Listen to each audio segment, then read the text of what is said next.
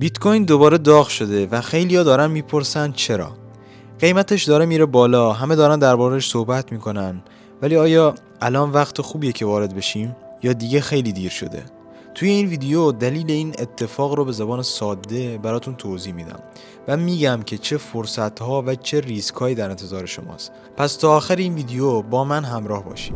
چرا بیت کوین دوباره ترند شده؟ خب یکی از مهمترین دلایلی که باعث شده بیت کوین دوباره سر زبون‌ها بیفته، رشد سریع قیمتشه.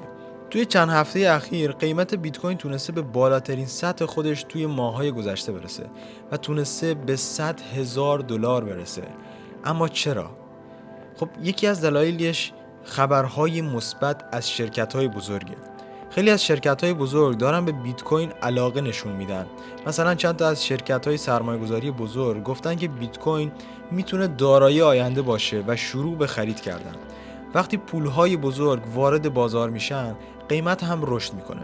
دلیل بعدی اون نزدیک شدن به هاوینگ بیت کوینه. هاوینگ چیه؟ به طور ساده هر چند سال یک بار پاداش استخراج بیت کوین نصف میشه. این اتفاق باعث میشه عرضه بیت کوین کمتر بشه و وقتی عرضه کمتر بشه و تقاضا بالا بره، قیمت بیت کوین هم بالا میره.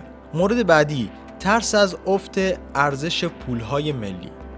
مخصوصا توی کشورهایی که تورم شدیده مثل کشور خودمون ایران، خیلی از مردم برای حفظ ارزش دارایی‌هاشون به بیت کوین پناه میبرن. این موضوع هم فشار خرید رو بالا میبره و هم باعث افزایش قیمت بیت کوین میشه. اما بذارید یه نکته مهم رو بهتون بگم. هر فرصت یک ریسک هم داره. خب اول فرصتاش رو بهتون میگم. بیت کوین یک دارایی دیجیتال جهانه که میتونه سود خوبی بده. این روزا توجه به بیت کوین بیشتر از قبل شده و این یعنی احتمال رشد بیشتر وجود داره.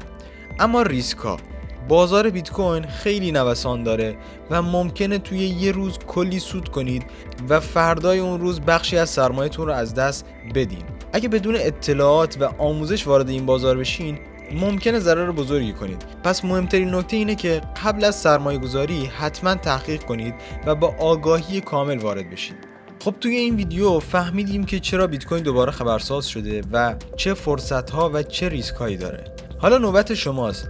به نظرتون الان وقت خوبیه برای خرید بیت کوین؟ نظراتتون رو توی کامنت‌ها برامون بنویسید و اگر این ویدیو براتون مفید بود حتما لایک کنید و کانالمون رو سابسکرایب کنید که از ویدیوهای بعدیمون با خبر بشید. تا ویدیوهای بعدی مراقب خودتون و جیبتون باشید.